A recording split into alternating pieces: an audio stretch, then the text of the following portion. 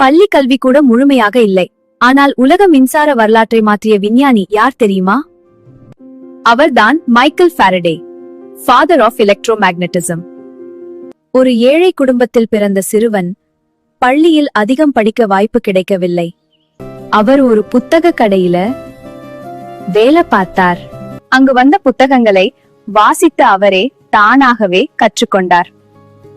ஒரு நாள் அவர் விஞ்ஞான சொற்பொழிவை கேட்டார். அது அவரின் வாழ்க்கையை மாற்றியது. அவர் தொடர்ந்து முயற்சி செய்தார். பின்னர் உலகின் பெரிய விஞ்ஞானிகளில் ஒருவராக திகழ்ந்தார். மின்சாரம் பற்றிய அவரது கண்டுபிடிப்புகள் இன்றும் உலகம் முழுவதும் பயன்படுத்தப்படுகிறது. மின்காந்த தூண்டல், மின்சார உற்பத்தி கருவி, electric motor principle, Faraday's law of electrolysis, Faraday gauge.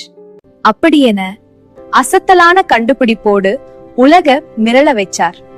இதிலிருந்து நாம் கற்றுக்கொள்ள வேண்டியது, உன்னிடம் பெரிய கல்வி இல்லையா, பணம் இல்லையா, வாய்ப்பு இல்லையா, அது பிரச்சனை இல்ல.